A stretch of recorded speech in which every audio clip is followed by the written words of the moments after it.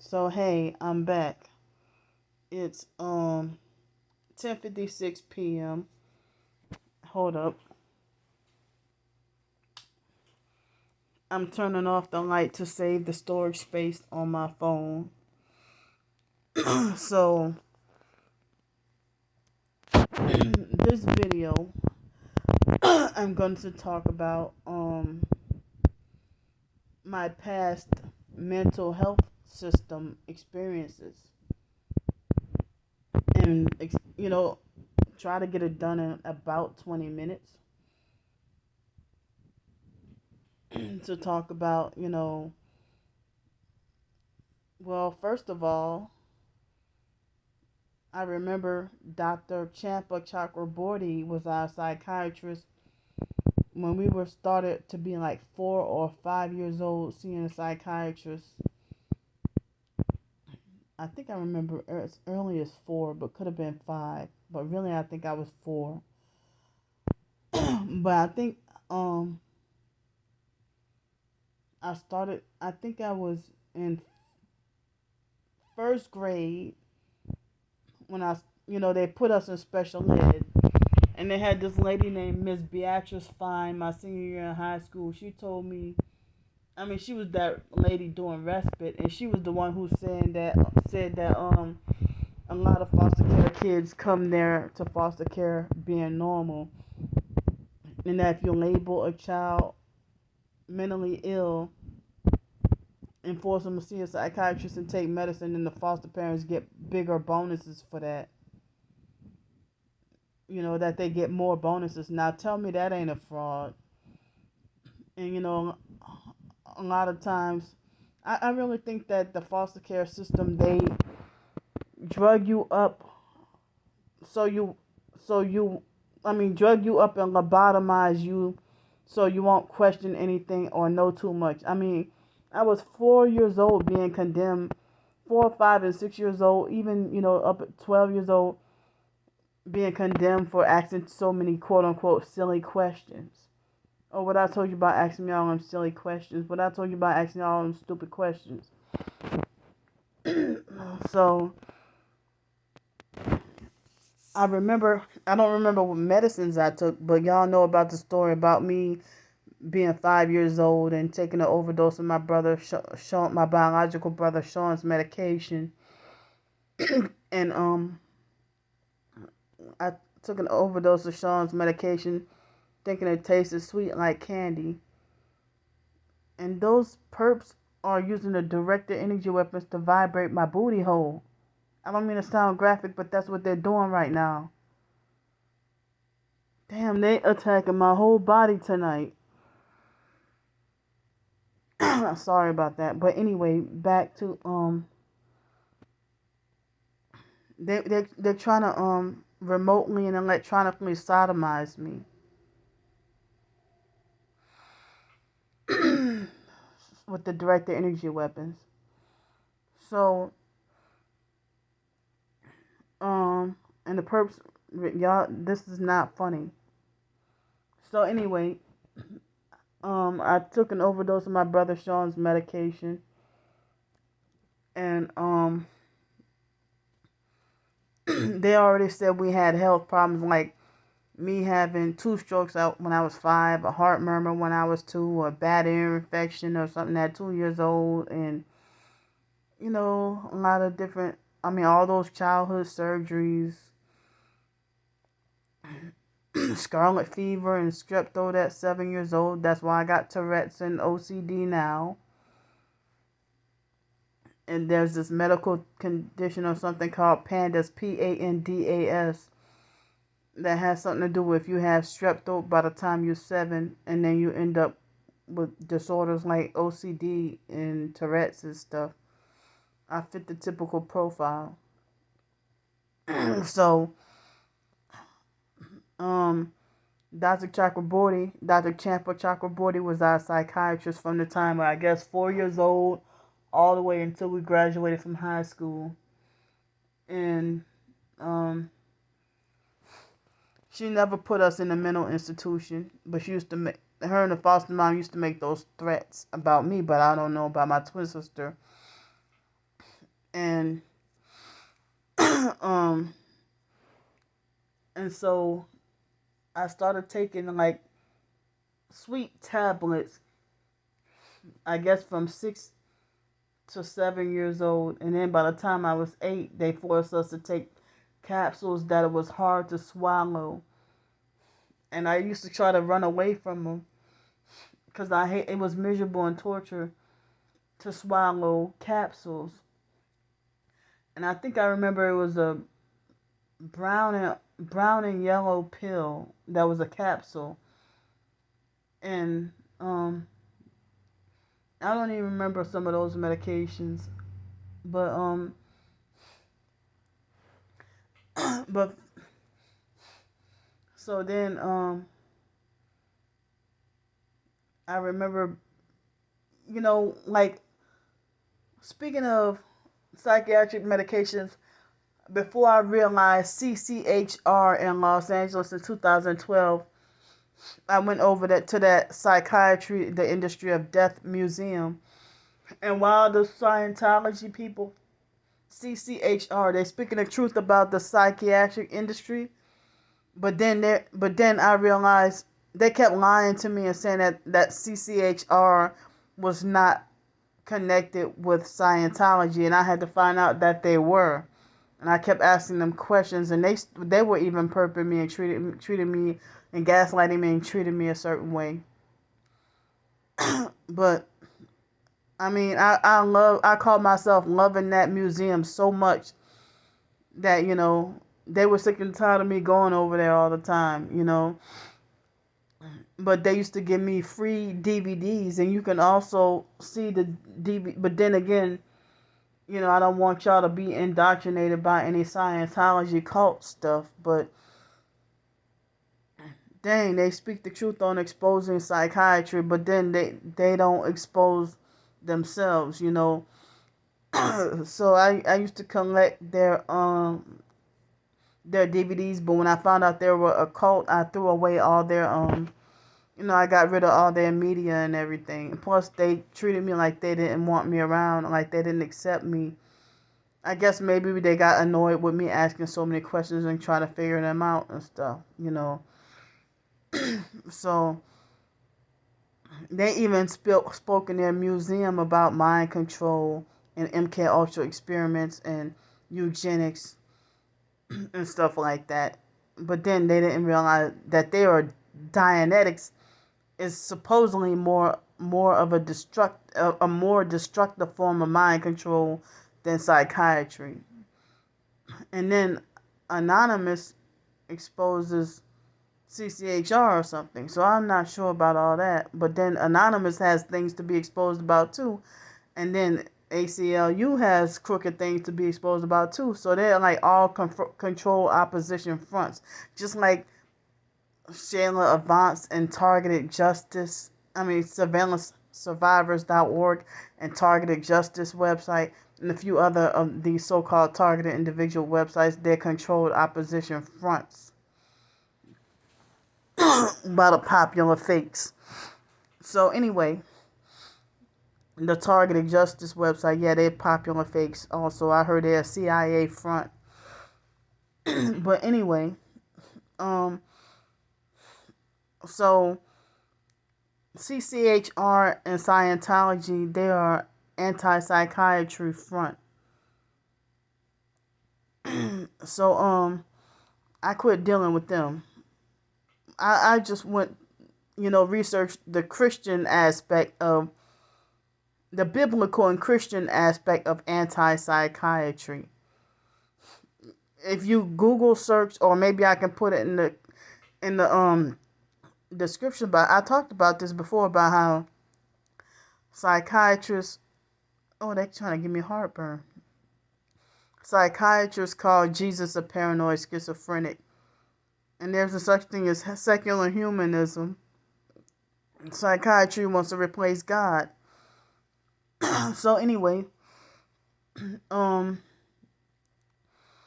the foster mom used to play psychological games, and her and my twin sister would team up to lie to the psychiatrist after that incident happened when I was in 9th grade. with the Kraft family and Lanika and everything. um, that was when they started to call me crazy. And then they took my twin sister off a lot of medications, but forced me on more additional medications like Luvox, Paxil, Zyprexa, this medication, Clonidine. Clonidine was supposed to be for my Tourette's, but they had me on Buspar, Seroquel. I think I was a little older as an adult. They had me on Lexapro, and I was, when they put me on Prozac at 10 years old, that's when people started to call me greedy. Because Prozac used to make me homicidal, and it used to make me overeat. But some of those medications, like Seroquel, I think was the medication that used to make me sleep. No, not Seroquel.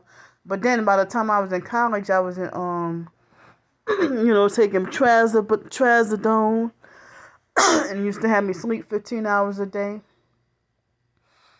I never been in a mental hospital until New York. In New York in 2006 was my first experience in a mental hospital against my will. So each time, whether it be 2006, I think I was in the mental hospital twice in New York in 2006, because the first time,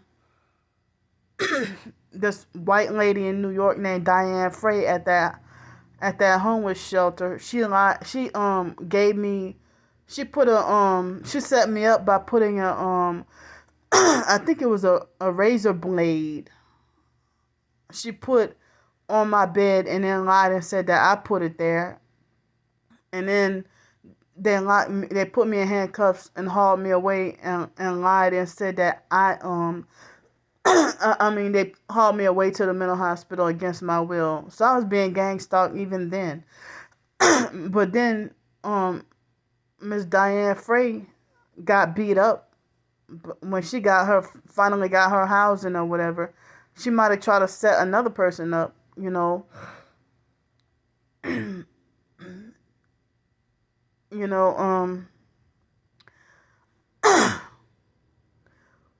So I would have never, walking around with a razor with the intent to hurt or kill somebody or do anything. But she put the razor on my bed and then lied and said that I was the one with the razor, when I knew it was against the rules, so I didn't walk around with razors or anything. But she set me up, and I wasn't even allowed to explain myself. And they made a threat to put me in Bellevue as a punishment, and they wanted me to put me in a prison psych ward. So then when I had the situation with Crystal Marshall and Lisa Pollock, when I was roommates with them when I got my housing in New York in 2007, and I had just broken up with Alex Mendez, that boyfriend. So then Crystal looks wise. She looks and talks like my twin sister's girlfriend, China. But Crystal Marshall, she kept repeatedly trying to pull knives on me. I wish I could go into more detail, but I'm pressed for time. But she kept repeatedly trying to pull knives on me, and I kept calling the police every day. Nobody wanted to believe me. And so I had just broken up with Alex at that time, and I had a lot going on, and I attempted suicide, overdose on pills. And then they put me in a mental hospital against my will. But if it weren't for the biological mom, Frances, rescuing me out of there, I would have died in that mental hospital and never been able to get out. But me being on Abilify used to make my hand shake uncontrollably. And they used to do stuff like provoke you to anger on. I heard that they get bonuses for that too. provoke you to anger on purpose. They provoke you to anger on. They get paid in a mental hospital. They get paid and get more bonuses to provoke you to anger on purpose, to get you to lash out so that they can put a cocktail of medicine in you to sedate you and put you in a seclusion room and leave you there all day in isolation. They did, they get paid more bonuses for that. And so also, in 2000, like in Denton, Texas, I voluntarily, not knowing any better, voluntarily put myself in a mental institution a few times. But, that, I always ended up coming out of the mental hospital feeling worse than when I came in. And you couldn't even see outside for 18 days. And they kept you there for 18 days until the insurance money runs out. And then they release you. And so then they would, damn, I'm losing my train of thought. So every time even with the mental health counseling, paid mental health counseling, I would see a mental health counselor every week, once a week, and then they wouldn't give me all my time. They only give me 5 minutes, and then I had to pay a sliding scale fee, and then the counselor didn't want to talk to me that much. And then the counselors were perping me. I can't call a crisis hotline because they perp me and don't want to talk to me.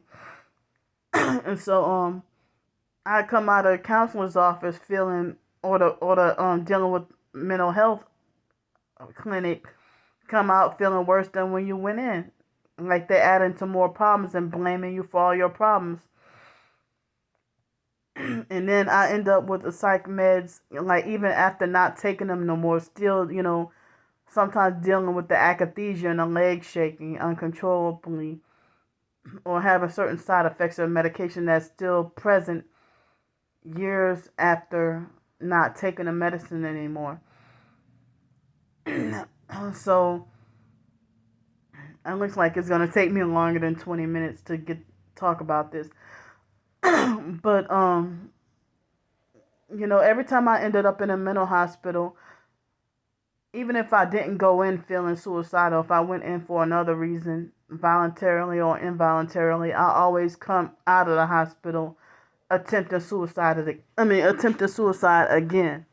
Like I attempted suicide and try to kill myself, in 2007 more than once, and also in 2010 I had that big suicide attempt where I almost want to cry, thinking about it. I had that big suicide attempt that I almost nearly succeeded at dying, And my twin sister, she was the first person I called, but she bragged and said that she admitted that she just wanted to copy off the rapper T.I., who supposedly saved a white guy from trying to kill himself.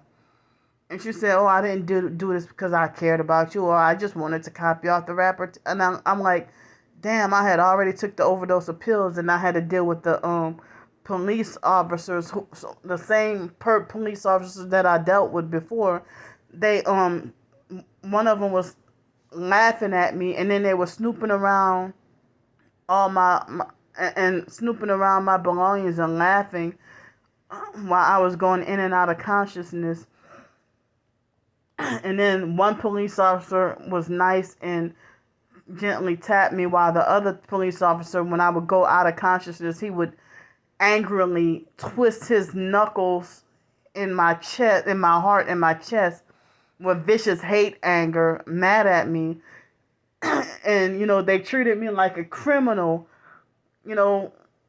They treated me like a criminal, like as if I tried to kill somebody else or something, But, I attempted to kill myself because I didn't know what was going on with the gang stalking and stuff like that, and had no help. And everybody was against me and stuff like that.